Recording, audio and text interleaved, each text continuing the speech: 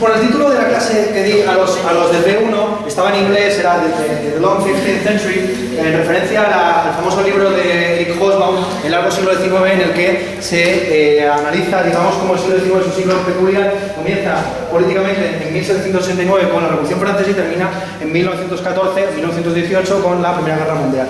Del mismo modo, a mí me gusta aproximarme a la realidad italiana desde otro punto de vista, que es el punto de vista alemán, por eso quería traeros como título de vuestra clase Italienische Hochrenaissance und Manierismus, que en español quiere decir el alto renacimiento italiano y el manierismo, porque es de lo que vamos a hablar y es en realidad la peculiaridad italiana que tiene un siglo XVI que no se corresponde o que no tiene ninguna relación aparente con el siglo XVI en el resto de los países. Bueno, quería empezar, aunque sea simplemente como pequeña cola, como terminamos en la clase anterior con la cuestión del amor y al fin y al cabo Ficino es un poco cura, ya lo he dicho muchas veces, y las ilustraciones, se han mostrado en las presentaciones del B1, tienden a teologizar demasiado. Quería traer también, aunque sea simplemente a modo de ilustración, pero no vamos a profundizar mucho en ello porque entiendo que esto es vuestro día a día, quería traeros algunas escenas de amor profano, tal y como lo representa un poeta que será esencial en el siglo XVI, y no solamente desde el punto de vista de la crítica literaria, sino de la crítica de arte, que es Pietro Aretino. Pietro Aretino se llama así porque es de Arezzo, como buena parte de, pues como por ejemplo Dante y compañía, Petrarca también es aretino. Y bueno, fue considerado como uno de los mayores poetas del momento, muy apreciado tanto por el Carlos V como por Francisco I, el rey de Francia y el emperador español, a pesar de que era un hombre pues, de una lengua, o precisamente por eso, ¿no? Querían, digamos, acercarse al aretino porque sabían que si estaban contra él les iba a dar cera, ¿no? Y quería traeros este poema, que ya estoy viendo la traducción la he hecho yo. Hay un compañero de clase que es italiano, una compañera. No sé, hay que hablar cosas que yo tampoco sé mucho de italiano, pero vamos, lo justo que sé para traducirlo más o menos, hacerlo inteligible en castellano. Supongo que habrá errores y tal, pero bueno, esto es más o menos para que os hagáis un poco la idea del tipo de poemas que escribió el aretino para ilustrar, como a lo mejor lo conoces, los modi de Giulio Romano, ¿no? Los dibujos y las pinturas, posteriormente los grabados que hizo para el Palacio del Palacio de Mantegna, ¿no? El Palacio del Duque de Mantegna el Duque de Mantua, en el Palacio de Té. Y os lo traía básicamente porque un compositor contemporáneo llamado Michael Nyman, que está muy inspirado en compositores del siglo XVI, XVII, como es el caso de, lo tenía aquí apuntado, para que no se me olvide, Henry Purcell, Ignaz Biber y Dowland, pues ha trabajado mucho sobre estos poemas, que se llaman los sonetos lujuriosos. El problema de los sonetos lujuriosos es que las ediciones en las que estaban vinculados los modi de Giulio Romano con los poemas en concreto, que ilustraban posiciones concretas como si fuera el Kama Sutra, algunos de ellos han sido destruidos. No sé en concreto esta, la de tener las piernas en el cuello mientras Teneto está apoyada por el culo, no sé si es esta o esta, o otra que se hubiera destruido. Yo creo que es esta, pero bueno, da igual. Es que ya digo que no todas coinciden con todas. Además, este es un poema un poco que no se suele incluir en las ediciones canónicas. Pero me interesaba no tanto por la edición en concreto como por la música que le pone Michael Nyman, actualizándola, insisto. Bueno, Michael Nyman le conoceréis mucho porque fue el que hizo la banda sonora de El pianista, pero también muchas películas de Peter Greenaway, por ejemplo, El contrato del dibujante, que es importantísimo para entender, por ejemplo, el mito del rapto de Proserpina, que están con música de este. Venga, va. Para que eso veáis, a ver si suena. Porfa, suena. Bueno, si no, vamos a YouTube. Bueno, la verdad es que tenemos un poco de prisa, con lo cual, si no suena ya, no suena. Creo que lo tienes en sonido. Ah, vale, tío. Pues, a ver.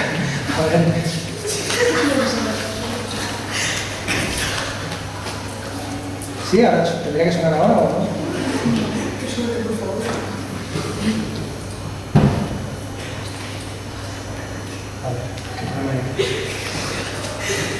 ¿Qué es lo que tenía silencio? ¿Habías visto algo en silencio? Sí, estaba como un círculo rojo. Pues esto va a ser una putada porque hay gente que tiene presentaciones que tienen música. Me da igual, porque luego ya lo podéis mirar si queréis, ¿no? O por internet, lo que sea. Pero... bueno, da igual. Total, y ahora entramos en nuestro tema, ¿no? El siglo XVI está marcado sobre todo por el descubrimiento de dos esculturas clásicas importantísimas. La primera de ellas es Apolo de Belvedere, que es encontrado en la villa de Nerón a las afueras de Roma, en la famosa posición que luego será imitada por los la mayor parte de los escultores neoclásicos. Lo que os he puesto en imagen es, por un lado, el Perseo de Antonio Cánova y el Teseo con el Bellocino de Oro de Thorvaldsen, que son dos esculturas hechas a partir de la posición del Apolo del Belvedere, que está con el brazo derecho extendido, como dando pie a otro tipo de escena que estaría seguramente al lado ¿no? Según muchos, especialmente los alemanes, por eso pongo el título en alemán, porque el concepto de alto renacimiento es un concepto, y de Die Klassische es un concepto que está acuñado y que viene desarrollado filosóficamente, sobre todo por autores alemanes, como será el caso, por ejemplo, de Winkelmann, que considera a Apolo del Belvedere como el ejemplo máximo del erómenos, o sea, del amante joven que se pone a disposición de un adulto que le va a enseñar no solamente el buen amor, sino también las artes militares y el conocimiento filosófico. Porque traigo estos dos en concreto, muy sencillo. Cuando Napoleón invade Roma, decide expoliar los museos vaticanos y se lleva para el Museo del Louvre el Apolo del Belvedere, con lo cual Cánova, que era el pintor, digamos, o más bien el escultor de la corte de Napoleón, se ha obligado a conceder a la ciudad de Roma como compensación el Perseo. El Perseo iniciando en ese momento una competición a ver quién era capaz de hacer el Apolo del Belvedere contemporáneo más bello. Y ahí tenemos la versión de Thorvaldsen. Por cierto, Thorvaldsen era el escultor el escultor preferido de Nietzsche, porque según Nietzsche era tartamudo, analfabeto y un poco tonto, ¿no? Y para él era el modelo de alguien que no teniendo ni puta idea, siendo básicamente un ignorante puro y duro, era capaz, sin embargo, de hacer su oficio con competencia, ¿no? Vale. Junto con el Apolo del Belvedere, por supuesto, la otra pieza clásica, también descubierta en el mismo sitio, el Laoconte, que también se sitúa en el periodo helenístico, con la frase que quería ilustrarlo: Timeo danos dora ferentes, que es la frase que dice, según Virgilio, sacerdote de Apolo, como le sucede a Casandra, otra sacerdotisa de Apolo, prevé que los aqueos tienen soldados dentro del caballo de Troya y le dice que le prendan fuego a ese caballo.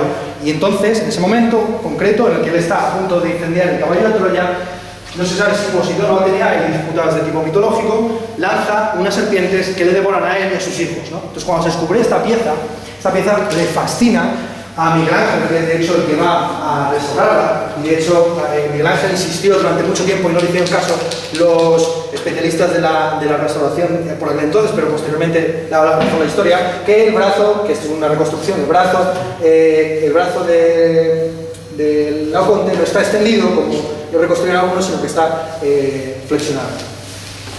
Esta escultura fascinó, insisto, al Renacimiento en la medida en que era capaz de componer orgánicamente varias figuras, utilizando como motivo de unificación nada más y nada menos que esa serpiente que se avanza sobre ellos, siendo, de nuevo, volviendo a la polémica de siempre que ya mencionamos en la clase anterior, de la lucha entre los reptiles y los mamíferos, ¿no? Apolo Esmintio contra la Bidón. Vale. La cita que os he traído es la cita básicamente del autor que inaugura la crítica teatral en Alemania, que de hecho hace, digamos, siendo las bases del chauvinismo cultural alemán, la idea de que la nación alemana no se sostiene sobre el Estado, sino sobre la cultura cosmopolita de sus ciudadanos. Es algo, por ejemplo, que está en Goethe, ¿no? Goethe decía: los alemanes tenemos la suerte de que vivimos todos en principados muy pequeñitos y así nuestras relaciones como la de los griegos, y no como, por ejemplo, la que puede haber en el Imperio chino, donde todos están subordinados al mismo rey, ¿no? Entonces, Lessing, que fue el que inauguró la ópera de Hamburgo, fue el que creó, de hecho, la dramaturgia contemporánea. Tiene un texto muy famoso que se llama Laoconte, donde vuelve sobre la misma cuestión, ya mencionaba en Horacio, de pictura poiesis, la pintura y la poesía, con la relación exacta que hay entre los dos. A mí me interesa esta frase, a pesar de que es una frase muy larga, un poco compleja argumentativamente, porque aquí sintetiza una cosa esencial, que es que para Laoconte, para Lessing, la superioridad de la escultura en la composición orgánica se estriba en que el discurso es lineal, o sea que el discurso no puede, salvo por la descripción lineal, no puede componer orgánicamente la figura y reconstruirla de un solo vistazo, ¿no? Y no solamente eso, sino que el discurso, como lo comenta aquí, esto es, rompe el elemento de ilusión, y además están formados por sí, el discurso oral está formado, y también el escrito está formado por signos que son arbitrarios y que son sucesivos. Y esta ilusión, digo, no la pueden dar las palabras, porque lo coexistente del cuerpo entra en conflicto con lo sucesivo del discurso, ¿no? Y de ahí la superioridad de Laoconte sobre las definiciones o las éxfrasis que pudo haber sobre él. No hay nada, no hay ninguna, o sea, es falso que, bueno, o mejor dicho, es cierto que una imagen vale más que 1000 palabras, ¿no? En este caso, según Lessing, ¿vale? Bueno, por supuesto, los fundamentos al final del estilo clásico del juego Renaissance y de luego lo que sea el manierismo están en Leonardo. Bueno, Leonardo es un pintor, o más bien un investigador, incluso un ingeniero, porque ya sabéis que el duque de Mantua le tenía básicamente haciendo virguerías para festividades. O sea, él hacía, por ejemplo, los cometas, los globitos, ese tipo de cosas, ¿no? Leonardo es un pintor fallido, fracasado, que apenas tiene 4 o 5 obras, pero que se ha alcanzado una altura prácticamente mitológica, ¿no? En concreto quería centrarme en esta de aquí, dejando un poco de lado, incluso burlándome a la manera de Duchamp, de la Gioconda, con esa sonrisa que según algunos es, bueno, ya sabes, toda la vida esta, ¿no? Con lo que hizo Duchamp en uno de sus primeros ready-mades, fue coger una postal, como ya las que ya había en abundancia a comienzos del siglo XX, y instalarle ese acróstico, LHOQ, que en francés se suena exactamente como ella tiene el culo caliente. Le dibujó los bigotes. Este es un dibujo visto atribuciones erróneas, de que de Dalí, no, de Duchamp. Y lo llevó a comercializar, ¿no? Aquí dice tableau dada con Marcel Duchamp, o sea, tableau dada. Vale. Pero voy a centrarme en aquel de allí porque es un cuadro que ha sido interpretado con exhaustividad por Freud. Freud tiene un texto muy famoso que se llama Un recuerdo infantil de Leonardo, donde llega a aplicar populistamente, de hecho, al final del texto dice que no ha escrito nada más en una novela psicológica, quiere aplicar el psicoanálisis a un recuerdo que tiene Leonardo de su infancia, según el cual un día soñó que un buitre le metió la cola en la boca. Entonces ahí Freud ve dos cosas. La cola como, por supuesto, sublimación del falo, pero también de la lactancia materna, y por otro lado el buitre como el emblema, ya desde la patrística, de la virginidad. Los buitres, durante todo el medievo, también en la antigüedad, se consideraba que todos los individuos de esa especie eran hembras y que se reproducían casi por generación espontánea, volando con la vagina abierta contra viento. Por alucinante que sea, que suene, así lo creían todos los padres de la Iglesia. De hecho, ponían permanentemente como ejemplo de que la virginidad de la Virgen era posible a los buitres. Y de ahí que siempre estuviera relacionado, pues, y entonces dice y para él, para Freud, este cuadro, con la famosa sonrisa leonardesca, ¿no? Que es un poco buitresca, porque no sabes si está sonriendo o se está riendo de ti, sería la encarnación de lo que era la infancia de Leonardo, en el que como sabéis, era un hijo bastardo de un notario y de una campesina que fue adoptado por el notario, que estaba casado además con una mujer noble que era infértil. Entonces, Leonardo se encontró con la situación en su juventud, según las biografías habituales y la interpretación psicoanalítica de Freud, en que tenía dos madres. O sea, la madre, por un lado, campesina, y por otro lado, la madre noble. Y él estaba permanentemente en esa indecisión, con la ausencia permanente de padre, y de ahí, según Freud, vendría pues, la famosa abstinencia sexual de Leonardo, con toques un poco homosexuales, aparte de la tendencia burocratizante y represiva del propio Leonardo. Como sabéis, Leonardo, lo único que escribió sobre la muerte de su padre es hoy ha muerto Sir, ¿cómo se llama su padre? Sir... ¿dónde lo he apuntado por aquí? No lo tengo apuntado. Bueno, da igual. Había muerto mi padre, la tumba ha costado 2 florines, los enterrados han costado 6, va detallando cuánto ha costado toda, pero no dice nunca ni cómo se siente, ni cómo está, no le dedica ningún adjetivo a su pobre padre, ¿no? Bueno, entonces, ¿qué está representando aquí? Bueno, clásico, ¿no? Santa Ana, la Virgen, el niño. ¿Por qué es arquetípico esta escena? Porque muestra el modelo clásico como un modelo de organización armónica de los cuerpos en un solo conjunto, ¿no? Frente a los cuerpos perfectamente definidos del periodo cuatrocentista, nos encontramos ya en Leonardo, lo que será, digamos, casi un dogma de fe dentro del periodo clásico manierista, que es que los cuerpos clásicos se difuminan unos con otros, ¿no? Y las dos madres parecen una sola, porque como esto tiene el brazo escondido, parece que realmente las fueran como una madre de 2 cabezas, ¿no? a su vez con el paisaje difuminado con la perspectiva aérea y lo que ya hemos comentado en varias ocasiones, de que curiosamente los artistas más creativos, tanto italianos como alemanes, como boscoñeses, flamencos y compañía, todos y cada uno de ellos pintan un paisaje que no se corresponde para nada con su zona natal, ¿no? Todo tiene una dimensión como medio chinesca, que quizás tenga que ver con los grabados que trajo Marco Polo en su viaje por Asia. Vale.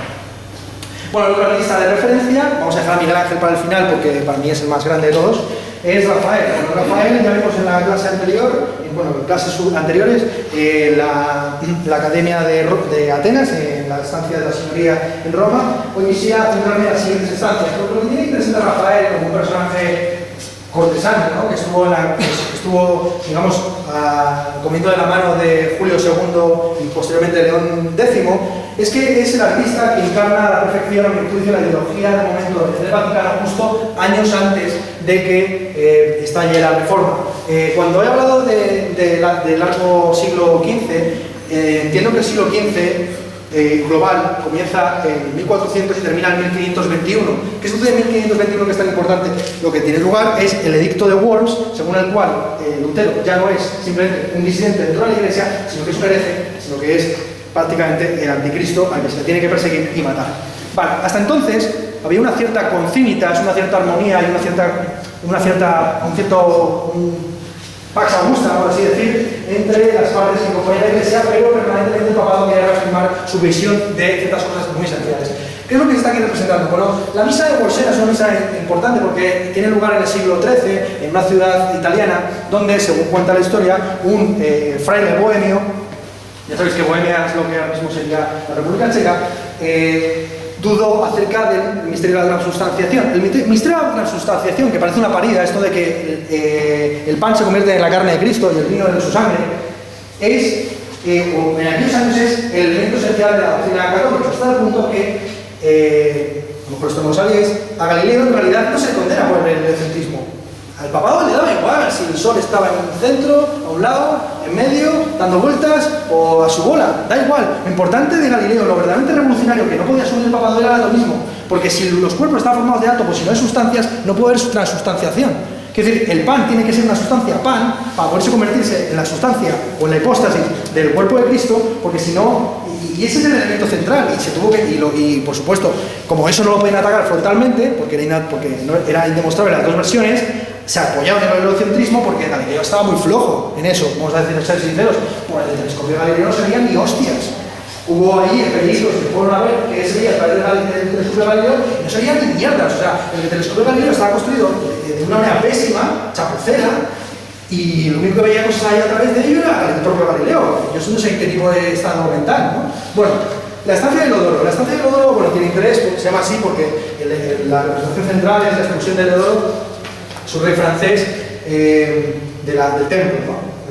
Que en realidad hace referencia a cómo los reyes franceses empiezan a hacer incursiones en Italia para reclamar, por ejemplo, el reino de Nápoles o el reino de Milán. De hecho, el papado durante todo este periodo lo que va a estar intentando evitar es que o España o Francia tengan en sus manos el reino de Nápoles y el ducado de Milán, porque si tenían esos dos elementos de poder geográfico, eran capaces de, en cualquier momento, de atacarle a la yugular al Vaticano y a sus territorios en el centro de Italia. Como digo, bueno, la misa de Bolsena tiene su interés porque justo en ese momento, en el siglo XIII, en el que un fraile bohemio duda acerca del misterio de la transubstanciación, la hostia consagrada comienza a sangrar, ¿no? Y es en ese momento cuando el Papa decide instaurar la festividad del Corpus Christi.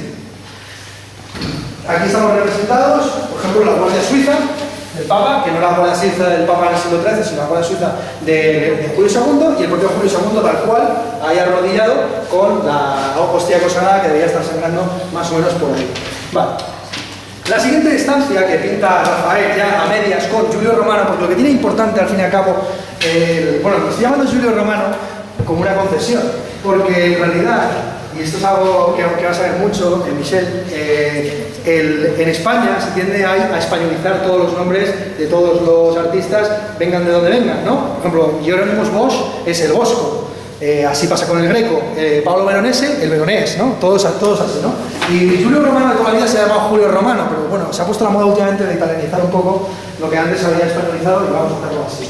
Bueno, pues Rafael, que tampoco se llama así, ¿no? Se llama Rafael, pero bueno, igual, Rafael Sanzio, a partir de un momento comienza a crear todo un taller de discípulos, todos ellos muy buenos, porque lo que tiene es Rafael es, por supuesto que los pintores anteriores tenían discípulos, pero todos ellos eran los torcebotas. El discípulo de Miguel Ángel era un chapero de mala manera, que no sabía hacer nada, que incluso un Cristo que tenía precioso le cortó los dedos del pie. O sea, los discípulos de Leonardo eran también unos gilipollas completos y totales, ¿no? Lo único que tiene realmente unos discípulos que crean, por así decirlo, un estilo y una academia y que inaugura el concepto de maniera como una imitación de lo que él hace, es el propio Rafael, que va poco a poco delegando en sus discípulos la realización última de sus obras, ¿no? Entonces, por ejemplo, este fresco, el incendio del Borgo, en la estancia del incendio del Borgo, el dibujo está ejecutado por Rafael, pero sin embargo la realización última, la aplicación de los colores, es de Julio Romano.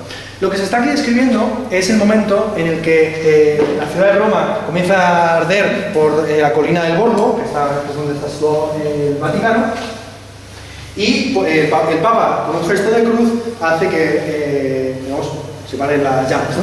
Entonces, bueno, no se ve muy bien, pero más o menos, aquí está el Papa haciendo el gesto de la cruz, aquí están las llamas, con las personas que están huyendo, y en medio de toda esta escena, lo que se ve y lo que quiere representar, que es el elemento que a mí me parece interesante de esta composición, se está viendo ahí a Eneas, literalmente a Eneas, huyendo con su padre a espaldas, es Anquises y Anteracte, ¿no? Sí.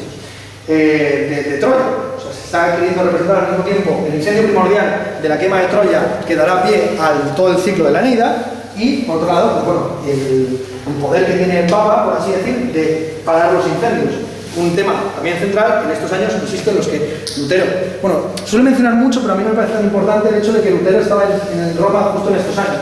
Hay que decir una cosa, Lutero estaba en Roma en calidad de frailuno. Todavía que Lutero no había escrito sus tesis, no había iniciado su reforma. Es decir, no nos anticipemos tampoco, ¿no?, sobre este tipo de cuestiones. Es interesante, insisto, como es un cuadro un poco de peor calidad comparado con lo que hemos visto previamente, pero ya empieza a verse lo que va a ser la manera, como también una manera en la que se va a romper, por ejemplo, con la idea de punto de vista focal. Supuestamente el centro conceptual de la historia es el Papa, pero ninguna línea de fuga nos atrae a la mirada a él. Sin embargo, en primera instancia tenemos sí lo de Eneas, Anquises y Anteracte, pero la composición es mucho más barroca, entre comillas, porque hay mucho debate acerca de cuándo empieza el barroco y cuándo termina el manierismo, pero digamos que es mucho más abarrocada y con grotescos y con escenarios de una pluralidad que ya, perdón, de una multiplicidad que ya no es la pluralidad albertiana, para que nos entendamos, ¿no? Que es simplemente añadir sin diferencia conceptual entre los diferentes elementos que se están echando a caer. Bueno, por último, la última estancia que ya tan solo le da tiempo a Rafael de esbozar, pero que ya ejecutaré, que es, porque bueno, Rafael siendo el pintor más importante, yo creo que el mejor de todos los clásicos, de todos los clásicos en sentido alemán, o sea, de ese periodo, murió con 36 años, con lo cual muchos de sus, sobre todo la última estancia, la estancia de Constantino, la realizaron sus discípulos. Esta no sabe muy bien si la hizo Julio Romano o Gianfranco Peni. Bueno, Julio Romano es el mismo que de los Modi, por cierto, de Pietro Aretino. Bueno, aquí se está representando, lo ha traído porque ya sí, 1524 ya estamos bajo, bueno, no sé si habrá muerto todavía Adriano, no sé si habrá muerto Adriano Utrecht, pero bueno, Adriano Utrecht es el que sienta las bases con Carlos V, lo que será la Contrarreforma, ¿no? Y luego posteriormente vendrá el Concilio de Trento y toda la ofensiva contra los príncipes alemanes que han decidido apoyar la reforma luterana. Lo que se está describiendo en la donación de Constantino es un momento ficticio de la historia de Roma, según la cual el emperador Constantino en un determinado momento le otorgó poder territorial al Papa sobre todo la jurisdicción geográfica del Imperio Romano de Occidente. Esto no sucedió. El documento es un documento falso, es un documento que se creó a posteriori para justificar la idea de las dos espadas, la espada terrenal y la espada espiritual del papado. Como vemos, volvemos a lo mismo, ¿no? El punto de fuga, multiplicidad, grotescos, sobre todo un uso del color menos monumental.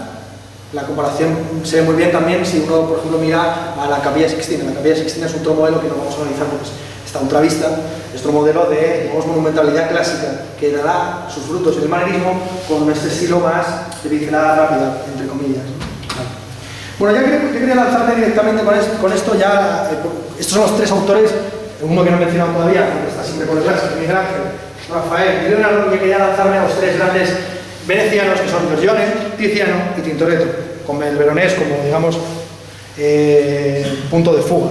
Lo que tiene interesante Giorgione, a pesar de que mucha gente, y yo creo que tiene razón, le van quitando importancia para darse a Bellini, Giorgione es una especie de Leonardo veneciano, porque también tiene muy pocas horas, y la mayor parte de ellas son atribuidas o con discusión acerca incluso del propio título y del autor, pero de alguna forma tiene un carácter fundacional por la importancia que le da al paisaje, un paisaje también con un carácter alegórico y metafórico. Ya hemos hablado de esta pieza en varias ocasiones, ¿no? La tempestad, que no saben muy bien qué representa exactamente, si representa la huida a Egipto o según el esbozo original, donde aquí se representaba a una mujer vestida, si se representa precisamente las dos formas, perdón, una mujer desnuda, si se quiere representar las dos formas del amor, el amor profano y el amor celestial, Venus, Uranus y la Venus ponemos, o qué exactamente, ¿no? Porque al mismo tiempo hay un elemento de profanación de los iconos clásicos. Esto es algo que vi con los chavales del B1, por ejemplo en Patinir, ¿no? Patinir comienza a darle, en el caso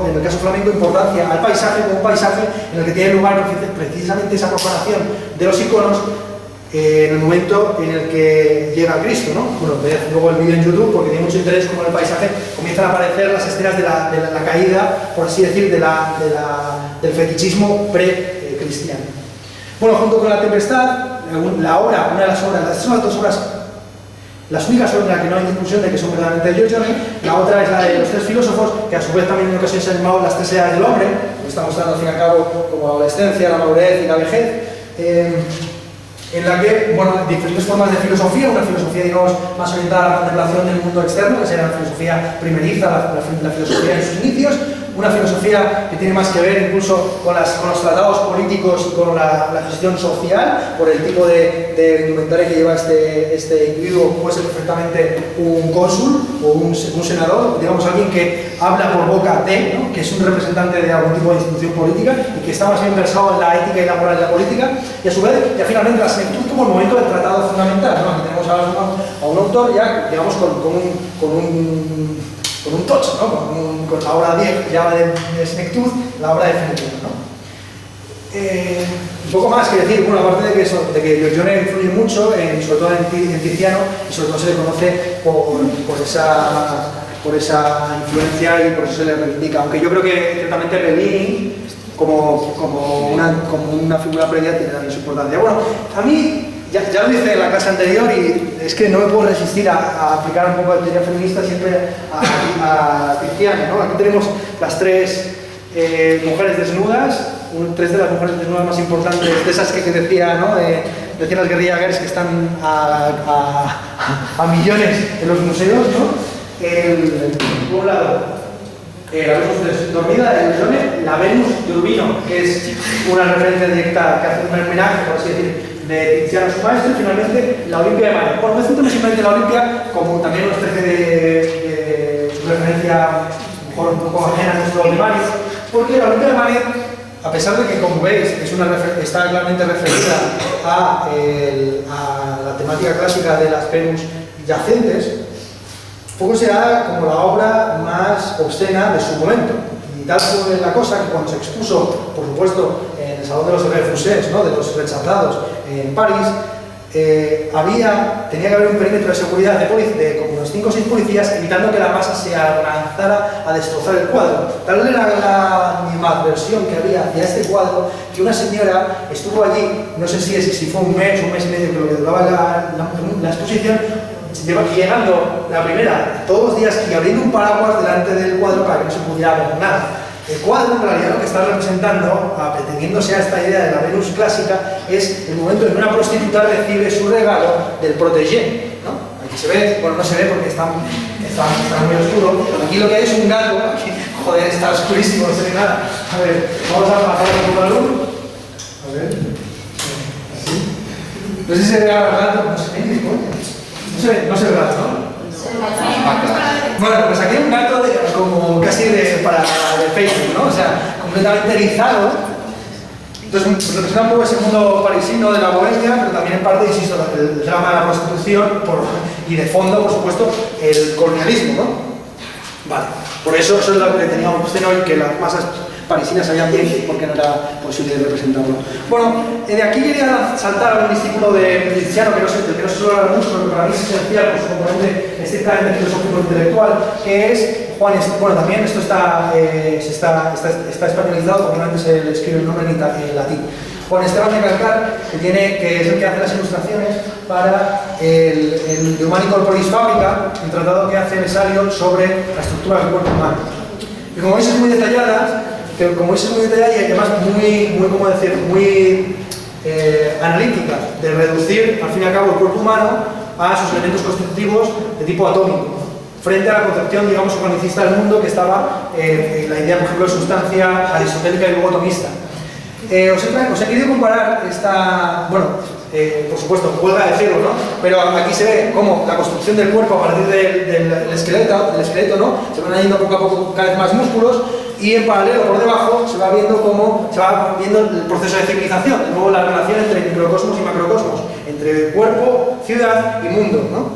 El esqueleto tiene un mundo, digamos, rocoso y sin vida, y se va poblando poco a poco con vegetación, aparecen las primeras ciudades, las ciudades van creciendo y finalmente tenemos una villa, en el sentido, una ciudad, incluso una capital, en el sentido moderno del término. Vale.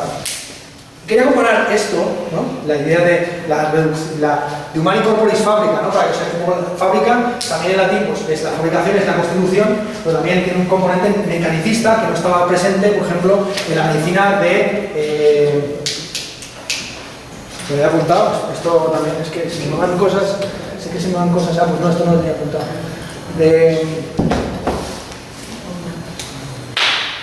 Teofrasto Paracelso. El Teofrasto Paracelso, que es un alquimista y médico alemán, ¿no? Que en su tratado sobre precisamente alquimia cuenta cómo, intentando dar con la piedra filosofal, creó un homúnculo, o sea, creó un hombre dentro de una botella, una especie como de feto, y aparte de esto, el homúnculo también fue un gran utilizador de la mandrágora. Según la teoría medieval, la mandrágora surge a partir del esperma que eyaculan los condenados a muerte en el momento en el que les cuelgan en el momento del rigor mortis, ¿no? Si ese esperma es... bueno, es un proceso muy jodido, ¿vale? Y no lo hagáis en casa porque no sale esto, ¿vale? O sea, no sale esto ni de coña. Es que un perro negro tiene que recogerlo a la cuarta luna y no sé qué. No pasa, ya está, da igual. O sea, por mucho que tu concepción orgánica del mundo crea en la posibilidad de hacer eso, no sucede. Punto, ya está. Bueno, punto. Entonces, de aquí quería saltar ya finalmente a los dos venecianos que marcan época como manieristas locales, que son Tintoretto y Veronés, ¿no? Lo que he puesto arriba como título es una expresión que le lanza Pietro Aretino a Tintoretto cuando le dice que tiene que pasar de la presteza del facto a la paciencia, por así decir, de la prestreza de lo hecho a la paciencia del hacer, ¿no? Y quería compararlos porque realmente Tintoretto es la prestreza del hecho, o sea, la pintura rápida, de las estructuras compositivas arriesgadas, mientras que Veronés siempre ha sido un pintor, a mi juicio, más paciente, ¿no? En el sentido que le da Aretino al término. Bueno, Aretino, como digo, fue amigo de Tiziano, es importante sobre todo para la crítica de arte por Tiziano, pero yo quería compararlo con Tintoretto y Veronés, trayendo estas dos piezas que además son muy distintas. Por un lado, Tintoretto pinta la competición entre Apolo y Marsias. Esto es un cuadro que le regaló Tintoretto a Pietro Aretino. que de hecho Pietro Aretino lo tenía justo cuando se levantaba, lo primero que veía de las pies de su cama, o bueno, cuando estaba ahí haciendo lo que fuera, lo primero que estaba viendo delante era la competición entre Apolo y Marcias, que es una putada. O sea, el mensaje que le está mandando Tintoretto a Aretino es cojonudo. Bueno, hay pinturas del siglo XVII, XVIII, donde se muestra a Tintoretto pegándose con Aretino, tiene una relación un poco de amor-odio, ¿no? Lo que está aquí representado Tintoretto es el momento en que un poeta se cree tan bueno que es capaz de disputarle la corona de la poesía y de la música al mismo Apolo, ¿no? Nada más y nada menos que el sátiro Marcias, que tocaba el aulón, esto es la flauta doble, dijo que era capaz de batir en un duelo al propio Apolo, que tocaba la cítara. Aquí vemos una modernización del mito, porque está Apolo está tocando una especie de viola y el otro que está tocando como un oboe o algo así, ¿no? ¿Cómo se resuelve esa competición? Bueno, pues es muy sencilla. Apolo le dice, primero tocan una vez, los dos, sin acompañamiento vocal de ningún tipo, y las musas que están allá ahí haciendo jueces dictaminan que son imponderables, como decir que la música de un instrumento y de otro suenan igual de bien en su género, ¿no? Que son los mejores en su género, pero que no existe un concepto de música total, que de nuevo muestra la pluralidad que le daban los griegos a la música como la mayor de las artes, pero genérica, no música total, sino música con este instrumento, con el otro total. Entonces, como tanto no es comparable la música de viento con la música de... Bueno, vale. Entonces, en la segunda ronda, Apolo le dice, según una expresión del mito, que se atreva a tocar boca abajo, cosa que no puede hacer porque, digamos, se le sube la sangre a la cabeza y no puede soplar. Además, si tú soplas un instrumento de viento boca abajo, el sentido de la gravedad va contra ti, básicamente. Y según otros, que acompañará su instrumentación con un canto. Claro, como él estaba nuevamente tocando un instrumento de viento, no podía al mismo tiempo soplar y cantar. Con lo cual, finalmente, Apolo ganó la contienda, bien porque pudo tocar boca abajo, bien porque pudo acompañar con canto su canción, y como victoria, como trofeo, se llevó la piel de Marcias. Le desolló vivo ahí, en directo. Entonces, claro, la putada de tú te crees muy listo, Pietro Aretino, tocando los cojones y tal, no vaya a ser que te vayan a desollar, ¿no? Vale. Luego, Veronés, los frescos que hace Veronés de Veronés puede haber traído muchas cosas. De hecho, como sabéis, en el Museo del Louvre, si uno, digamos, pone entre paréntesis la manía leonardesca y no se la avanza sobre la Mona Lisa como un puto poseso, lo que tiene detrás maravilloso son las bodas de Caná del Veronés, ¿no? Que sabéis que fue, de hecho, uno de los primeros pintores que se vio obligado a cambiar el título de una pieza por culpa de la Inquisición, ¿no? Porque quiso pintar la Última Cena y el papado dijo que, bueno, la Inquisición en concreto dijo que era demasiado obsceno que San Pablo apareciera repartiendo el vino, ¿no? Y él lo que dijo, bueno, pues le cambió el título y en lugar de la Última Cena creo que la cambié por las bodas de... bueno, no recuerdo, las bodas de no sé qué. Total, lo que me interesa del Veronés, y en todos sus cuadros aparecen, son cuadros de gran formato, aparece siempre una balaustrada y una arquitectura que recuerda mucho a Palladio. Y eso se debe a que el Veronés realmente colaboró con Palladio. Bueno, hay que decir una cosa, Palladio consideraba al Veronés un puto inepto. Y de hecho le dijo literalmente, has jodido mi villa, ¿no? Porque él hizo una villa muy famosa, que es la villa de Barbaro, y Veronés se ocupó de pintar los frescos, teniendo la ocurrencia de pintar falsas puertas, o sea, hay vanos como de puertas, y Veronés pintó como gente que se asomaba de una puerta falsa, un perrito, y de hecho en cada una de las habitaciones ocupadas por los individuos concretos, Veronés los pintó a ellos. Y lo que se ve aquí al fondo, aquí, en esta balaustrada, es nada más y nada menos que la señora de la casa con su loro, ¿no? Y con el perrito también aquí. Entonces, el fresco olímpico, que se llama así, bueno, con la escena de arriba, en la villa paladiana de Barbaro. Importantísimo por la cuestión de que el fresco es pintado, de que la balaustrada es pintada, ¿no? Y de que buena parte de los escenarios que pintará luego el Veronés, en todas las bodas de Caná, en las bodas de estas que no me acuerdo del título, estarán basados principalmente en la arquitectura paladiana. ¿Esta clase cuándo termina? ¿A las 2:30? 2:30, vale, pues rapidito. Correggio. Vale, bueno, ya entramos, habiendo visto los tres clásicos de Florencia y de Venecia, voy a haber traído también, por ejemplo, del Veronés, es del Tintoretto, sí, del Tintoretto, el triunfo de Venecia, ¿no? La importancia que tenía entonces como mecenas local, la ciudad, como una república con su dimensión mercantil, pero también política y también potencialmente territorial. Porque lo que tiene interesante Venecia es que durante mucho tiempo tan solo tuvo bajo su jurisdicción, en términos estrictos, su propia isla, el propio lago, el lago de Venecia. Pero es el momento en que se descubre América y comienza a decaer el comercio en el Mediterráneo, que Venecia se ve obligada a expandirse territorialmente, a convertirse en una potencia territorial, y así es como conquista, por ejemplo, Vicenza, ¿no? O Verona, donde es el veronés, precisamente, ¿no? Bueno, Correggio, y ya entramos, digamos, en la maniera y en el manierismo, con también tres autores: Correggio, Bronzino, Parmigiano y como coda final, Vasari, que no solamente escribió un libro, sino que también hizo sus pinitos en pintura, escultura, arquitectura. Bueno, Correggio tiene su interés porque anticipa buena parte de estilos posteriores. Aquí tenemos, por ejemplo, la adoración de los pastores, en el que ya se ve algo que será fundamental en el barroco, que es la luz, no solamente como elemento que permite componer perspectivas, sino como casi elemento sustancial de la pintura, ¿no? Aquí ya vemos cómo el niño Jesús parece una linterna y es la antorcha, ¿no? que ilumina nuestro fuego, y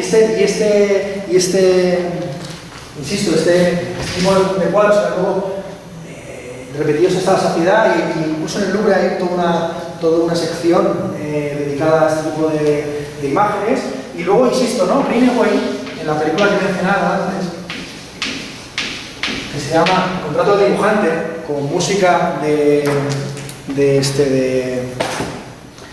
Michael Nyman, el que había puesto música a los sonetos lujuriosos.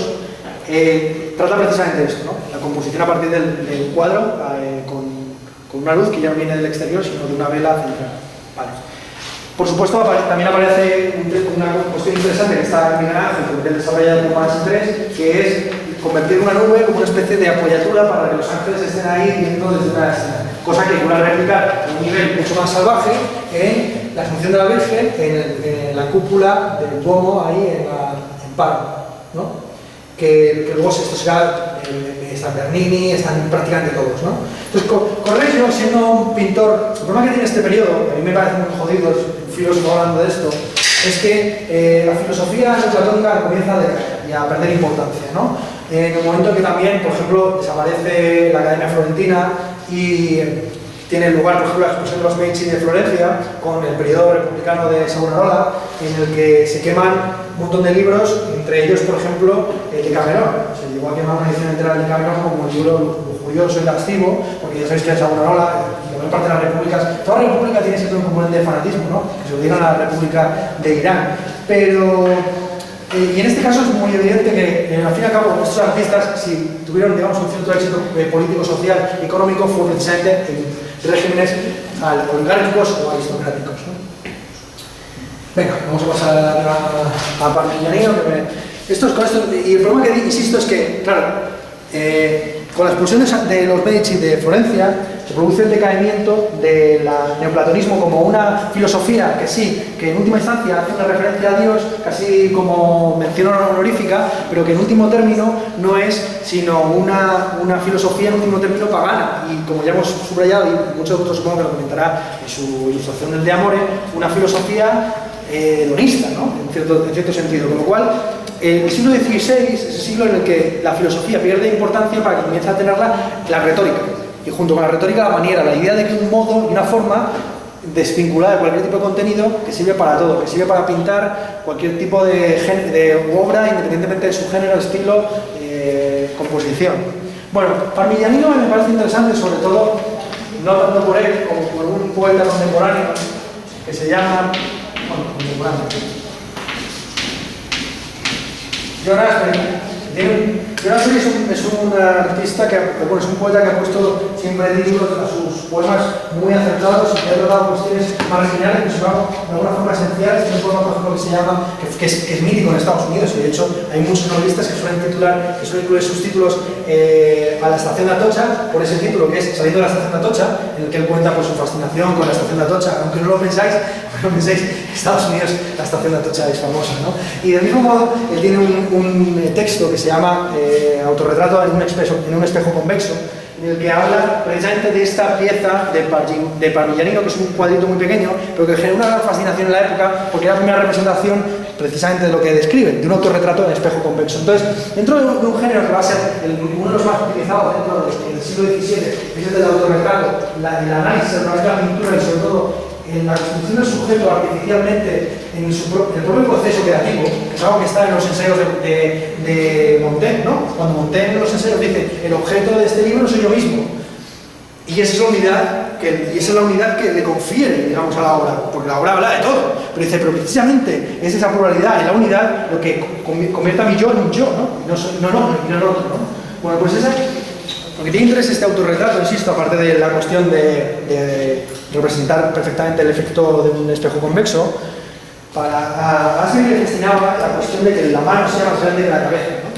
Y que había una cuestión ahí artesanal de por medio que siempre se había descuidado, que reemerge en el siglo XVI, como, insisto, la importancia, la superioridad de la retórica sobre la filosofía. Al lado tengo pues, un cuadro muy famoso y conocido que es La Virgen del Cuello Largo, precisamente se llama así porque es seguramente de todas las vírgenes pintadas en todo el Renacimiento la que tiene la ratio cabeza-cuerpo más grande de todas. No sé si era la de Botticelli que ya comentamos en el día anterior, no sé si era 1,10, esta vez en 1,11 o por ahí, pero bueno, esto todo lo podéis mirar porque son cuestiones más bien como de carácter técnico. Parmigianino, por supuesto, se llama así, igual que Bronzino o el propio Carpaccio. Sabéis que se les llama así por el estilo tan suave y sutil que tienen, ¿no? Bueno, de hecho, Carpaccio fue al revés, se llama Carpaccio y luego llamaban a la comida así, precisamente por esa sutileza y esa finura, esa finesse, ¿no? Que en italiano es pezzure, ¿no? Eso es lo que más, eso es lo que les lo petaba, ¿no? Como ser al mismo tiempo alguien de tirada rápida, pero ligero, o sea, magnífico. Frente, por ejemplo, a lo que tenía Rafael. Rafael tenía algo de arcaico en la medida en que todavía se apoyaba en autores como Mantegna, ¿no? O que eran autores, ya lo hemos dicho muchas veces, que componen las obras, que le otorgan una majestad excesiva a los humanos o a los individuos que representan. Frente a esto, que es un toque más, insisto, ligero, banal, y tal. Vale, finalmente ya Bronzino, bueno, lo quería traer por cuestiones evidentes, como vamos a hablar del poema de Amore y de estos temas, pues inevitablemente la alegoría del triunfo de Venus es inevitable comentarlo, porque ninguno, y afortunadamente ninguno lo ha elegido, con lo cual puedo aquí brevemente hablar de esto. Lo que tiene interesante también que habéis vosotros así en vuestras exposiciones es que muchos de vosotros habéis elegido cosas de las que yo iba a hablar, pero ya me ahorro hablar, ¿no? Ya lo decís vosotros. Por ejemplo, Helena tiene un tapiz que yo quería hablar y bueno, ahora ya me llega, ¿no? Vale, lo que tiene interesante la alegoría del triunfo de Venus de Bronzino es que se representan pues, las diferentes formas de amor. Tenemos finalmente Venus que está aprovechando para levantar una saeta a Eros en ese momento del beso, junto al amor, por así decir, el entusiasmo o el furor amoroso, que se acerca a hacerle un montón de pedazos a la pareja, acompañado del engaño, ¿no? El engaño que siempre está detrás de toda forma de amor, que de hecho tiene como una figura medio animalesca, no sé si es como una especie de sapo o de león en las cuartos traseros. Por supuesto, lo que se han arrebatado, digamos, lo que se han quitado en el momento de besarse es la máscara, o sea, la persona, la personalidad, como aquello que simplemente es la exteriorización del personaje que uno interpreta cara a la sociedad. Y detrás tenemos el paso del tiempo que está echando un velo por encima de los amores pasados, ¿no? Que está ahí jodida, ¿no? Y al lado lo que se suele llamar, lo que se suele considerar como la sífilis, ¿no? La sífilis como una enfermedad que estaba pegando fuerte en aquellos años. Bueno, al otro lado tengo un estudio de Francisco I de Gonzaga, Gonzaga, sí. Esto es el Palacio Viejo de Florencia, exactamente. Lo que tiene interesante este estudio de Francisco I es que no existe tal cual, stricto sensu, una arquitectura manierista. Podría considerar, por ejemplo, que la Porta Pía de Miguel Ángel es un edificio manierista, pero sería forzar, yo creo, mucho las categorías. La maniera y el manierismo se aplica precisamente a la spezzatura en el género de la pintura. Sin embargo, si en todo caso hubiera una arquitectura manierista, sería una arquitectura que comienza a desarrollarse con mucho potencial en aquellos años de los estudiosos. Los estudiolos eran los lugares de estudio y de retiro de los diferentes pues, nobles, príncipes, condes, etcétera, etcétera, que se retiraban a estudiar, a reflexionar en un lugar privado, curiosamente en el cual no había libros y que eran de muy pequeña extensión. Se llama estudiolo, incluso por ejemplo Isabela de Este, que tenía una especie como de cripta, porque eran lugares muy pequeñitos donde sobre una persona y curiosamente no había libros, pero en ocasiones sí que había representaciones de estanterías, ¿no? Que es una cosa muy interesante de cuál es la concepción que estoy teniendo de reflexión. Porque hombre, yo, por ejemplo, mi cuarto lo que tengo son los libros a la mano, ¿no? Para tenerlos ahí, para ir, como decir, sampleando, pero así, de repente, estar aquí reflexionando es bastante duro, ¿no? Con todos estos cuadros alrededor, no sé. Bueno, Vasari tiene importante, por un lado, como ya hemos visto, la justificación, la legitimación ideológica del mundo medieval y por otro lado, pues por este tipo de edificios que comandó, que realizó, que hizo construir. O de estancias, mejor dicho, más que edificios de mucho. Venga, vamos rápido. Bueno, Miguel Ángel, ya entramos en Miguel Ángel. Miguel Ángel me parece interesante sobre todo tratar no tanto la Capilla Sixtina, otros tipos de cuadros, lo que tiene interesante Miguel Ángel es que establece, por así decir, el parangón entre las artes, una famosa respuesta que le da un intelectual de la época acerca de cuál es la relación o la superioridad relativa que tiene la escultura respecto a la pintura. Leonardo y Alberti, buena parte de los, incluso el propio Vasari, consideraba que bueno, vamos a separar, ¿no? Alberti por un lado y Leonardo consideraban que la superioridad de la pintura sobre la escultura en todo caso consistía en la importancia del diseño, o sea, el diseño como elemento central y el dibujo como cuestión esencial a partir de la cual se desarrolla la perspectiva. Por otro lado, Vasari dirá que lo importante que la arte total es la arquitectura, que es la que en última instancia haya quitado los espacios, y Miguel Ángel se da otra postura de que si en algo tiene nobleza la pintura es en su aproximación o su cercanía a la escultura, y que sea muy escultórico, por ejemplo, todas las piezas de la Capilla Sixtina, todas las sibilas, etcétera, etcétera, los pasajes del Génesis están pintados de una manera muy escultórica. Y él siempre se consideraba ante todo escultor. Vamos a decir una cosa, es que Miguel Ángel pasó prácticamente toda su vida en campamentos de Carrara, ¿no? Ahí en la ciudad de Carrara, pues buscando los mejores moldes para la construcción, las mejores piezas de mármol para construir sus esculturas. Y digamos, la pintura paralela era una cuestión secundaria, pero en la que sin embargo hizo innovaciones cruciales que serán importantes no solamente por su influencia en la manera, sino también en la contramanera, que no voy a tratar porque ya sería meterse en demasiados detalles, ¿no? Lo que quiero tratar aquí de la Capilla Paulina, los dos cuadros, ¿no? La conversión de San Pablo y la crucifixión de San Pedro, es que aquí comienza a representarse un pasaje bíblico muy poco estudiado, representado hasta entonces, que era la conversión de San Pablo. San Pablo comienza a tener importancia a partir de la Reforma Protestante, precisamente, en la que ya estamos perfectamente insertos, precisamente porque será en las cartas de San Pablo a los tesalonicenses y a los romanos donde Lutero se apoyará para decir que uno puede salvarse a través de la fe y no de las acciones. Y de hecho, como sabéis, San Pablo es una obsesión permanente de todos los intelectuales italianos, Massimo Cacciari, Umberto Eco, bueno, muchos, todos los de la italianización básicamente están permanentemente obsesionados con un pasaje, creo que es de Romanos 2, en el que se dice, en el que se habla del catejo, ¿no? De la entidad política, teológica, que sostendrá al anticristo, ¿no? Que le tendrá, que no le eliminará, sino que lo mantendrá como en salvaguarda hasta que llegue el momento del juicio final y lo libere para vencerle en ese momento, ¿no? Entonces, según algunos, el catejón, que es como el catejón en griego significa como sujetador. Catejón es el sujetador, básicamente, ¿no? Pues el que sujeta al anticristo hasta el momento en el que comience la batalla entre las dos facciones, entre la facción de Guillermo. La conversión de San Pablo comienza a ser rentable en este momento, y Tomado insiste en apropiarse también de este mito que había sido secundario, que solo se había estudiado en relación con San Pedro precisamente, y lo que tiene de profano, de extraño esta pintura que fue muy criticada por los obispos, es que representa a Cristo en una posición un poco comprometida, ¿no? Como si fuera la bola de dragón, ¿no? Lanzando una onda vital a San Pablo, que está por aquí, ¿no? Que acaba de... que es como célula, ¿no? Estoy viendo una onda vital aquí, estoy en el suelo.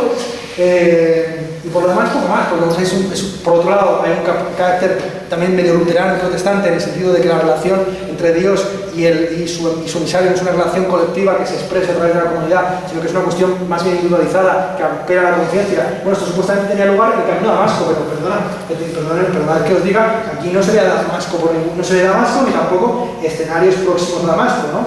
Supuestamente, eso sí, lo que representa es la espada que tiene San Pablo, porque como sabéis, San Pablo, como buena parte de los conversos, era el que perseguía a los cristianos y se cae del caballo, ¿no? También por Damasco. Bueno, por otro lado, otra representación interesante, la crucifixión de San Pedro, que siempre ha sido una crucifixión polémica, porque, claro, San Pedro fue crucificado un poco abajo, con una putadilla que le hicieron por su fe, y claro, eso suponía que si uno lo representaba, digamos, ya crucificado, la cabeza de San Pablo estaría a la altura de los miembros viriles de sus crucificadores, y o sea, que los individuos estarían mirándole la polla, básicamente, ¿no? Que los romanos estarían mirando la polla a San Pedro, y que si tan solo llevaba un mantito como este, pues se le vería literalmente la polla, porque se caería se subía para arriba la faldita esta medio escocesa que lleva. Entonces, la innovación que mete Miguel Ángel es convertir la crucifixión como en un proceso de tal forma que San Pedro está todavía a punto de ser levantado en la cruz, tiene la cabeza, por cierto, sus dimensiones monstruosas comparadas con los que la acompañan, y vuelve la cabeza, que esto es un gesto que también realiza San Pablo cara a los obispos y a los cardenales. Esta capilla, la capilla paulina, era la capilla que iba a utilizar el papado como sede de la curia. Esta imagen, San Pedro siendo crucificado acompañado de los primeros cristianos que van con una especie de pobres apenas sin nada que echarse a la boca, es la primera imagen que recibiría el Papa nada más ser nombrado Papa, ¿no? O sea, la imagen de la iglesia primitiva, como una iglesia donde apenas se tenía un calzón para ser crucificado, frente a la fundación y al boato, digamos, de la Roma triunfal. Bueno, por supuesto, volvemos ahora mismo al parangón, ¿no? Lo importante de Miguel Ángel en realidad son las esculturas. De todas las esculturas que podríamos tratar, yo quiero traer estas dos obras, por un lado que son la misma obra, ¿no? Son las piezas para el sepulcro inconcluso de Julio II, por un lado el Moisés, que aquí Miguel Ángel representa de la manera clásica con cuernos, según algunos por un juego que hace, bueno, básicamente por una atribución demónica a Moisés, y según otros, mucho más justificado, porque simplemente San Pablo tenía lo que decía en la Vulgata. La Vulgata, como sabéis, era la traducción que hizo San Jerónimo de la Biblia en griego, y confundió un término griego en el que se decía que estaba coronado, que estaba aureolado, porque estaba cornudo, que tenía cuernos. Y así le representa como una especie de figura que tiene más que ver, que tiene más de Poseidón, casi a día de hoy visto con ojos contemporáneos, que de Moisés. Inicialmente, en la composición que hace para 1515, tiene una mirada frontal, y lo que realmente fascina a los contemporáneos, e incluso Vasari lo recoge en sus vidas como una hazaña nunca igualada, es que en 1542 vuelve la misma pieza y le cambia la dirección de la cabeza. O sea, que con el mismo material, este tipo que estaba mirando hacia aquí, mira hacia el otro lado, y de hecho en el lugar original donde estaba situado, la mirada está orientada a una especie de ventana abierta que había justo por la que entraba el sol al nada más amanecer, ¿no? Y era la visión, por supuesto, de la tierra prometida que se ve pero que no se toca, ¿no? Igual que, por ejemplo, la llama el busto este, ¿no? La zarza ardiente que es Yahvé, ¿no? Que se mira pero no se toca. Y lo que tiene fascinante, lo que insisto que fascinó a los contemporáneos, es que un día uno entraba a la sala y veía al Moisés de frente, y al día siguiente había cambiado completamente la orientación de la cara, y en la nariz había dejado, como pequeña broma, había dejado la textura de la mejilla izquierda. O sea, que lo había tallado a un nivel brutal, y había dejado simplemente como pequeño detalle pues cuál era la orientación que tenía la piel en la composición original. Y por ese motivo, Moisés está en una posición tan rara. Tiene la pierna izquierda echada hacia atrás, con una dimensión, como veis, mucho más pequeña, mucho más grande que la de la derecha. Por esa razón tiene que echarle un manto por encima para evitar pues, que se vea deforme. Y al mismo tiempo, como tenía poco mármol en esta zona, decide, porque no estaba orientado en esa dirección la barba, decide hacer esta composición maravillosa de que Moisés estuviera besando la barba y la minuta de ese, que parece casi pincelada, ¿no? La minuta de ese cabello ondulado, cayendo, es lo que realmente les petó la cabeza a todos los contemporáneos, ¿no? Aparte de los vanos, de los huecos que va dejando, es básicamente, tiene que decir también, ¿no? La ilustración del amor a partir de los poros y peligro, de la necesidad y la abundancia. Se podría haber pegado esta escultura perfectamente, porque al fin y al cabo es lo abundante, o sea, lo exuberante, la creatividad del Ángel enfrentado a la pobreza de medio, ¿no? Pues lo que tenía el Ángel de fascinante, y esto por ese motivo pasó tanto tiempo encerrado, el tipo, como era también un tipo de pelas, o sea, que era un poco agarrado y le gustaba además aprovecharse de su buena relación con los nobles para sacarle más dinero del que merecía por sus piezas, Miguel Ángel llegó incluso a hacer negocios para quedarse con una mina entera de Carrara y explotarla a él y extraer todos los beneficios, digamos, en todo el proceso productivo, ¿no? A la manera fordista, de que tengas toda la escala y que tú produzcas todo, ¿no? Y que llevas todos los máximos beneficios de la producción, en este caso escultórica. Lo que le fascinaba a Miguel Ángel, porque Miguel Ángel en sus cuadernos es que era capaz, viendo nada más el bloque de mármol, de ya ver la pieza hecha, y de ahí que él se atreviera de una manera fascinante. Lo normal en escultura de mármol, para no cagarla y sobre todo tomar una decisión que luego no pueda revertir, era hacer primero un proceso de devastado para aproximarse a la pieza que quieres hacer y luego ya ir puliendo y ir tallando con instrumentos más finos. Miguel Ángel siempre utilizaba los instrumentos más vastos y se aproximaba a las zonas que le interesaban sin tener en cuenta otras, y hasta llegaba hasta el mínimo detalle, iba como diseccionando las secciones que le interesaban, y no solamente hacía eso, sino que era capaz de ir cambiando en el momento la orientación que tenían los cuerpos. Entonces yo quisiera traeros esto, los esclavos inconclusos, también conocidos como los prisioneros, que serían los prisioneros que habría obtenido Julio II a partir del regreso de los Medici a Italia, a Florencia, que como sabéis, lo primero que hicieron nada más volver a Florencia fue saquear Prato, ¿no? Y mataron y violaron a las mujeres, y hicieron de todo, ¿no? Entonces, y también tomaron esclavos. Entonces, lo que me gustaba era la figura esta de la escultura emergiendo casi del material, ¿no? Ese momento que también puede decirse que Miguel Ángel es un modo neoplatónico, de que la forma ya está inscrita en la materia, en el contenido, y emerge de ella perfectamente. Bueno, la influencia que tiene esta idea que está en Miguel Ángel, pero que no podría haber puesto la unidad, por ejemplo, también, ¿no? Pero que en realidad remite en última instancia a la influencia y a la fascinación que tenían todos por tanto el Apolo del Belvedere como el Laoconte, se ve expresada muy bien en los escultores de la época. He traído a dos. Estas tres esculturas están situadas en la misma plaza de Florencia, en la plaza de la Signoria, y son tres esculturas arquetípicamente ideológicas y políticas. La primera de ellas es el Giudice Holofernes de Donatello. Donatello es una figura que no tratamos en la anterior clase, porque quería reservármelo para esta, porque Donatello hizo esta pieza en la que aquí no se ve, pero Judith está pisando con la pierna izquierda los cojones a Holofernes, con la derecha le está pisando la muñeca que está a punto de degollarle.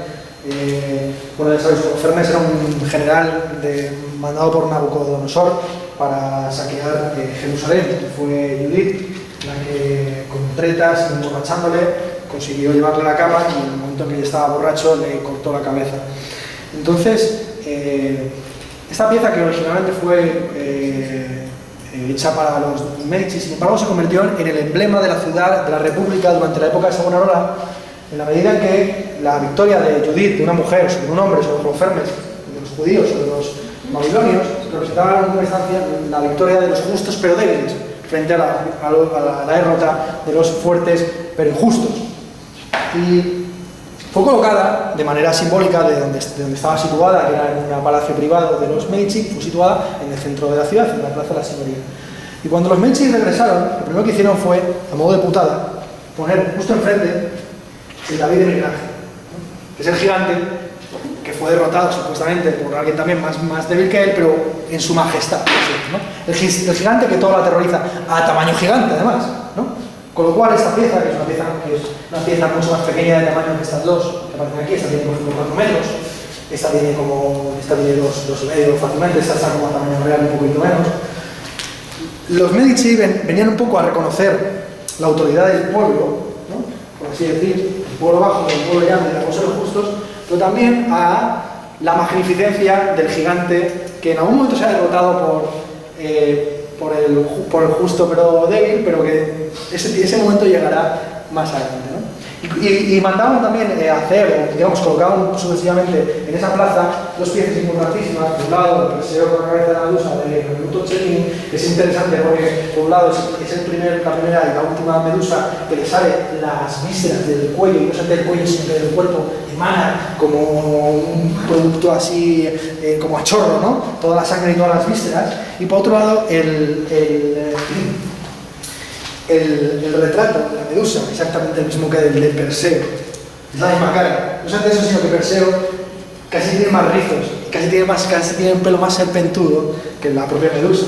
Con lo cual, ahí, en última instancia, lo que se está tratando, o desde la filosofía contemporánea, se puede decir que se está tratando es el carácter especular de la identidad. ¿Por qué Perseo triunfa sobre la medusa, aquella que con la mirada te deja petrificado? Porque lleva como escudo el espejo, ¿no? Aquel instrumento que te devuelve la mirada precisamente y que te constituye como sujeto en esa relación autorreflexiva. Entonces, en última instancia, se puede decir que el Perseo, el mito de Perseo, filosóficamente el mito de Perseo, degollando a la medusa, es ilustrar casi el concepto de suicidio, ¿no? O la ruptura con la propia imagen propia, ¿no? Por ejemplo. Y sin embargo, aquí, bueno, está simplemente como precisamente la victoria de los nobles, de la nobleza y de los Medici sobre la pluralidad serpentuda del populacho, ¿no? Esta pieza fue hecha, en realidad esta pieza no fue hecha en encargo, esta de aquí, la de las Rapturas Sabinas de Juan de Bolonia, sino que Juan de Bolonia lo hizo como un artificio, para mostrar su virtuosismo, y finalmente fue comprada y situada también en esa misma plaza. Lo que está viendo, y además es una pieza que se consideró la culminación, digamos, de la teoría del parangón de Miguel Ángel, porque la superioridad en realidad de la escultura frente a la pintura es que uno puede mirarla por detrás, no solo por detrás, sino de diferentes puntos de vista. Y según Benvenuto Cellini, toda buena escultura tiene que tener de unos 6 puntos de vista, ¿no? Esta de la Judith de Holofernes tiene como 3 o 4, tiene este punto de vista, tiene a lo mejor aquel de allí y tiene a lo mejor uno por este lado. El de Benvenuto Cellini tiene varios, porque también hay que tener en cuenta la pieza de abajo del cuerpo de la medusa, pero la que realmente tiene esos 6, o más de 6, es el rapto de las Sabinas de Juan de Bolonia, que también algunos Juan de Bolonia, que en italiano es Gian Bologna, ¿no? En el que aparece un anciano abajo, un caballero, un varón y la señora siendo raptada. Algunos lo llaman las 3 edades del hombre precisamente por esa trinidad. De nuevo, muy inspirado, por supuesto, en todo el imaginario helénico y en todas las composiciones escultóricas recuperadas y descubiertas en aquel momento. De nuevo, una alegoría, o se interpretó, del regreso de los Medici con el saqueo de Prato y compañía. Y en última instancia, lo que está representando aquí también es el origen, o sea, la vinculación estricta que existe entre violación y matrimonio, que es algo que supongo que luego tenemos cuando hablemos del diálogo de Ficino. Voy muy rápido. Por supuesto, Miguel Ángel tiene que ser tomado en cuenta como arquitecto, ¿no? Miguel Ángel terminó la cúpula de San Pedro conforme al modelo, más o menos reciclando el modelo que había articulado Bramante, pero sobre todo me parece interesante tomar la referencia de la plaza del Capitolio, que es la plaza, digamos, del poder político romano clásico, que él transforma completamente a la manera, vamos a verlo posteriormente, de la plaza del papado que tiene Pío II en Pienza, con la misma estructura, de una plaza que en última instancia está al pie de una escalinata, de una visión paisajística, una escena que luego se repetirá, por ejemplo, en las escaleras de la Plaza de España, y en la que él, de una manera ideológicamente muy consciente, construyó los edificios para que miraran, estuvieran orientados hacia el Vaticano y dieran la espalda al foro, ¿no? Lo que se quería, y puso en medio, muy cabrón, puso en medio de la plaza, nada más y nada menos que la estatua ecuestre de Marco Aurelio. Por lo cual se quería decir algo así como la nueva Roma, es la Roma que recupera y mejora el modelo romano antiguo, pero ya no está, digamos, orientada en torno al foro romano, sino en torno al Vaticano. Y esa arquitectura, esa geometría, está perfectamente orientada para, bueno, no se ve, pero el Vaticano tendría que estar como al otro lado del libro, pero está por ahí, el Vaticano está al otro lado. Y me interesaba entrar en la puerta Pía, porque es una puerta que construye al final de la vía de Pío, que es 12 o 3, no, perdón, 2, Pío, ¿qué más da, no? Pío, segundo, tercero, ¿qué más da, no? Bueno, la puerta Pía, que tiene de curioso, que es la síntesis de formas, ya casi incluyendo el barroco, de formas lo más extrañas posibles, ¿no? Tenemos por un lado pues casi una reconstrucción de lo que podría ser en algún momento un arco de triunfo romano, pero con una estructura como de muralla medieval, rota las estructuras geométricas con textos y con esculturas, y estas dos piezas son parte de una transformación mucho más importante de Roma, conforme a la voluntad del Papa. Bueno, los diferentes, algo muy interesante de Roma es que Roma no ha tenido que Roma no fue destruida como fue destruida, por ejemplo, Berlín, o como fue destruida no por la guerra internacional, sino por la lucha de clases, París, sino que, digamos, Roma tiene los diferentes estratos de su historia, y las pocas calles que son absolutamente rectilíneas y perfectamente, digamos, en el modelo de Barón Haussmann, son calles construidas profeso por el papado, ¿no? Aquí tenemos más o menos una imagen de cómo sería Roma del siglo ya XVII, final del siglo XVII, donde se ve, bueno, el Vaticano ya con la columnata y el obelisco de Nerón, al otro lado las dos escenas clásicas, aquí está, la pirámide de Cestia, esto creo que son las termas de Caracalla, aquí está la puerta Pía, está aquí, esto es por supuesto el Coliseo, aquí está el Capitolio, y creo que no me dejo nada, ¿no? Así importante, bueno, lo que quiero comentar es el modelo que crea el famoso tridente de la Piazza del Popolo. Yo creo que hay un error. Normalmente se llama Piazza del Popolo y la gente cree que es la plaza del pueblo, pero lo que hay que tener en cuenta es que en latín populus es chopo, y lo que se está haciendo la plaza no conmemora al pueblo, no conmemora al pueblo de Roma, sino que conmemora que por la zona había una abundancia de chopos, ¿no? Entonces la plaza del chopo. Bueno, la Piazza del Popolo tiene interesante como, por así decir, elemento fundacional del urbanismo moderno y de la geometrización del espacio urbano, que era un lugar, digamos, poco urbanizado en la época en la que, por ejemplo, toma el papado Julio II, y es ahí donde se van a instalar los refugiados yugoslavos que vienen del exilio por el avance de las tropas otomanas. Y aquí está, se crea la famosa vía del Corso, que está aquí. Entonces, León X abre la vía leonina, que es esta, que ahora se llama vía del simio, vía del... bueno, le han puesto un nombre muy raro, y Clemente VII abre la vía clementina. Aquí está, por cierto, la Piazza de España, y no lo comentaba, bueno, claramente, ¿no? En Castillo de San Ángel, monumento a César Adriano, ¿no? Y esta plaza, que es una plaza que en un momento determinado, que simplemente, digamos, toca con la muralla romana, se convierte en un modelo a seguir de todas las triangulaciones y de toda la estructuración urbana racional de la época, ¿no?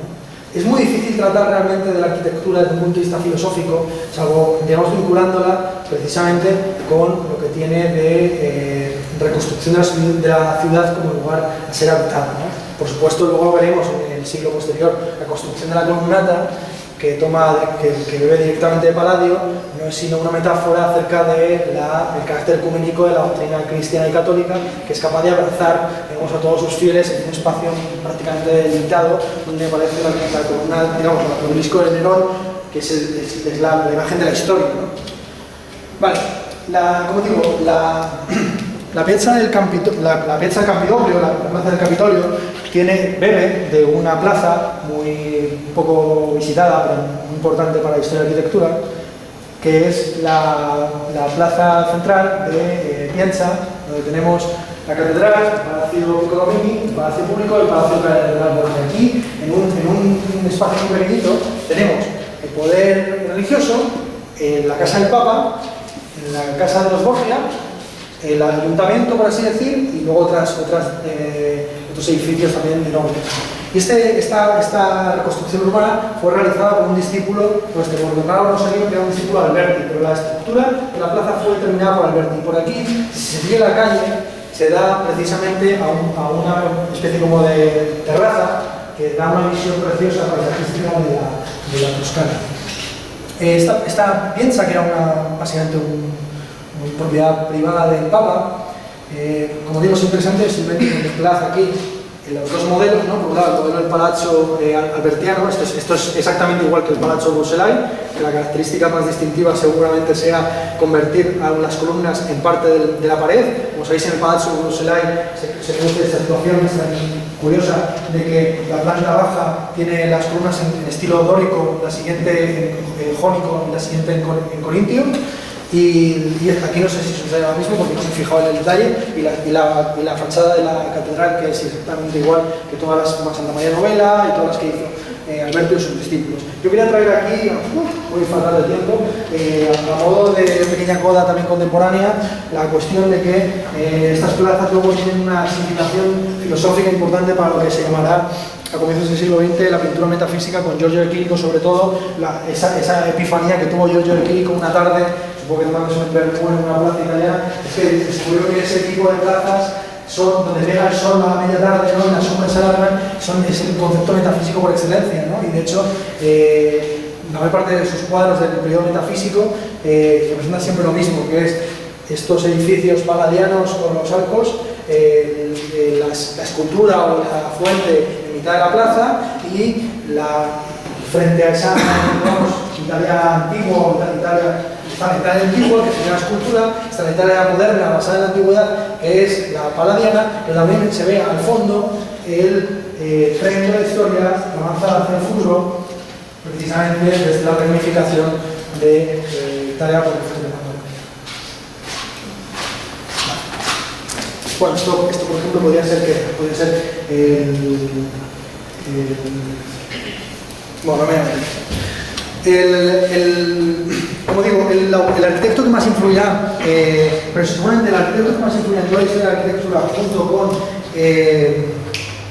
Arturia y Vitruvio, es Palladio. Palladio adquiere en un determinado momento y una rapidez, en apenas 10 años Palladio realiza todo un ciclo de villas y de edificios que demuestran que llevan a sus últimas posibilidades el modelo clásico y posteriormente neoclásico de arquitectura, tomando como sobre todo un formalista que no establece ningún tipo de diferencia entre edificio profano y sacro. Lo que os he traído aquí es por un lado la Villa Capia, también conocida como la Villa Rotonda, en la que él utiliza un plano que normalmente era considerado propio para los edificios eclesiásticos, que es el plano de cruz griega, y lo aplica a una villa privada que además corona con una cúpula, que era considerado también nuevamente un formato a ser considerado en todo caso para un edificio sacro, ¿no? Entonces, por un lado vemos como una geometrización perfecta, los recursos estilísticos de la arquitectura sacra se aplican a la arquitectura profana y viceversa. Lo que tenéis aquí son las galerías que él hizo por demanda del Ayuntamiento de Vicenza para rodear a la basílica. Ese será el modelo que luego se aplicará, por supuesto, a la columnata del Vaticano, pero es un modelo que se va a aplicar urbi et orbi, por así decir, y es curioso porque, claro, a día de hoy este tipo de columnatas, por lo menos a mí, me da la sensación de supermercado, ¿no? Sobre todo, y sin embargo, claro, y la propia escena muy bizarra de una basílica rodeada por esta estructura, que es una estructura profana, pues generó mucha fascinación y será evitada, como digo, a un nauseum. Vale, ya terminamos. Quería comparar, por supuesto, el modelo de Palladio con el de un arquitecto paralelo que es Vignola, que supo rehabilitar lo que era entonces una posición fortificada en Caprarola, en una villa también con este formato pentagonal, que estaba presente en todas las arquitecturas utópicas de la época. Aquí lo que he traído a modo de comparación es, por un lado, la planta que hace Filarete para Sforzinda, se llama así, Sforzinda, el tratado que escribe Filarete de arquitectura, porque era la ciudad ideal que diseñó para los Sforza, ¿no? En la que, como veis, como sucede, por ejemplo, en la utopía de Tomás Moro, como sucede también en la Atlántida de Platón, como sucede en la ciudad del Sol, y en todos los textos prácticamente de utopía, nos encontramos con que la ciudad perfecta es la ciudad en la que todos los puntos están situados a la misma distancia del centro, ¿no? Y lo más curioso de todo esto es que este es un formato puramente militar. O sea, la ciudad perfecta, la ciudad ideal, es un campamento militar. Lo que os he traído, bueno, basta con pensar en el Pentágono estadounidense, ¿no? Lo que os he traído al lado es una ciudad real, que está considerada patrimonio artístico de la humanidad, lo que sea. La ciudad de Palmanova, construida por los venecianos precisamente en el momento en que estaban expandiéndose territorialmente para compensar la pérdida de comercio en el Mediterráneo, y construida muy al lado construida justamente en la frontera con el Imperio Austrohúngaro y la creciente amenaza del Imperio Otomano, como lugar fortificado. Es decir, esta estructura, ¿no? Esta estructura con doble amurallamiento es una estructura militar. De hecho, esta ciudad tiene ahora muchos problemas, por ejemplo, de drogas y de paro y tal, porque una vez que se convirtió en ciudad patrimonio de la humanidad, tuvieron que limpiar la zona de instalaciones militares en las que se seguía enseñando el oficio, ¿no? De matar a seres humanos. Entonces, bueno, esto es todo, ¿no? Más o menos creo. Sí, ahora simplemente habléis vosotros. Joder, lo siento mucho por extenderme tanto, la verdad. Quería yo ilustrar el origen platónico del amor con un ejemplo un poco freak, porque sabía que nadie de vosotros va a elegir esto, y además me permite también, pues, robaros más minutos. El Fatih Ali Tipu es un sultán del sur de la India que entró de finales del siglo XVIII, que entró en polémica y en combate militar y en pugna con los imperios europeos de la época.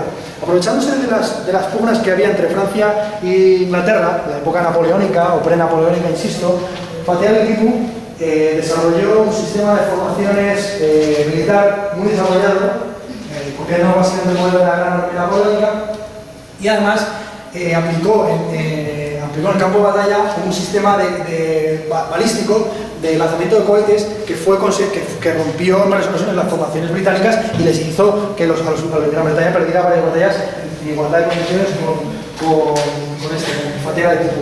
Y lo que tiene interesante de Fatih Ali Tipu como un sultán que al mismo tiempo era un musulmán tolerante, porque toleraba, digamos, las religiones politeístas en su territorio, pero que al mismo tiempo él tenía como emblema de su casa un tigre, porque según cuenta la historia, el propio Fatih Ali Tipu mató con sus manos un tigre, ¿no? Esto es habitual dentro de toda la imaginaria noble, ¿no? De que el conde no sé quién mató a puños un jabalí, el otro con su propia navaja degolló un ciervo, etcétera, etcétera. Pues él lo había hecho con un tigre. Entonces, lo que aquí se representa, que es un órgano que se encontró cuando se saqueó el palacio, finalmente cuando fue derrotado Fatih Ali Tipu, es la relación de amor-odio que él tenía. Como veis, es un tigre que está encima de un cipayo, entrenamiéndole y mordiéndole. Y no lo vais a poder ver porque no se oye la música, pero si se oyera, os pondría un vídeo en el que ya se abre el órgano y hay una señora dándole a la rueca que está justo por detrás y se pueden tocar incluso melodías y tal en el piano. Y mientras este va levantando la mano, va emitiendo sonidos como entre placer y displacer. Y el tigre, por supuesto, va rumiando.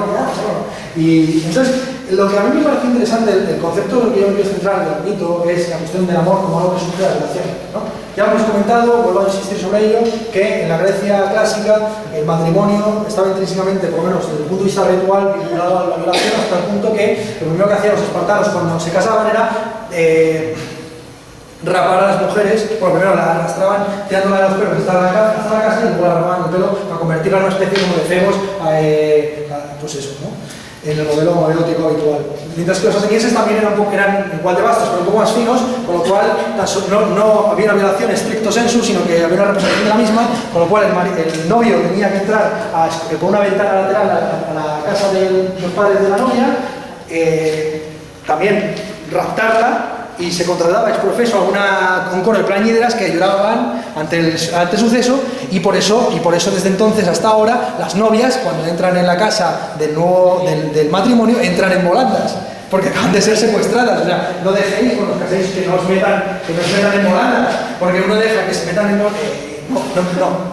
No dejéis que se metan en volandas, ya está.